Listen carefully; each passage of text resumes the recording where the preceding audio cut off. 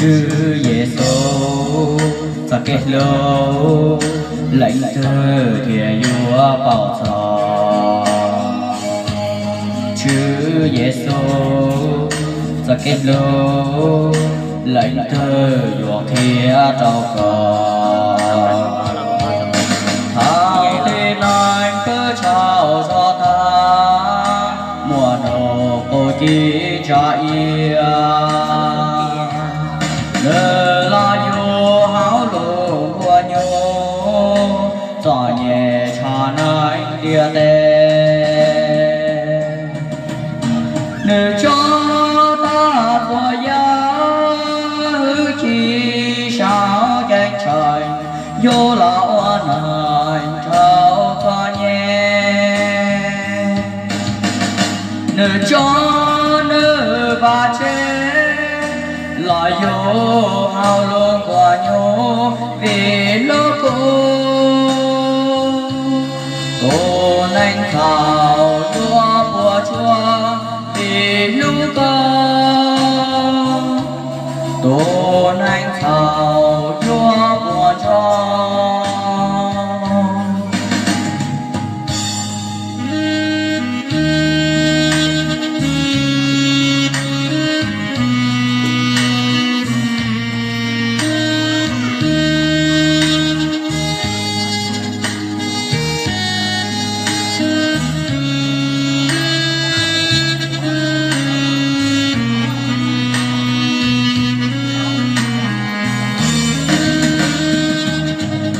Chư Giêsu sa kết lô lãnh thơ thiện vua bảo trò.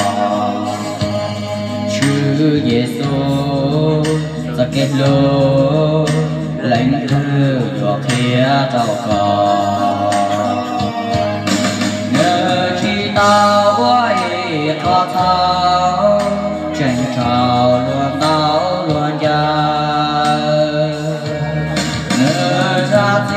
Trao tu nành thao thiệt thảo lúa tua bỏ chê. Lúa cha chư Giêsu mu thua lý nành thảo chỉ mùa lành từ của chê ly.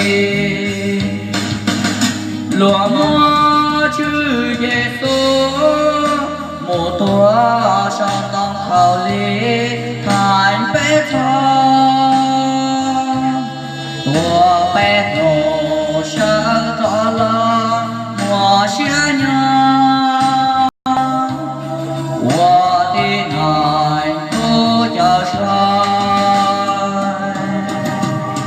nơi cho ta thời gian hữu chi sao tranh trời vô là oan hành khao ta nhé.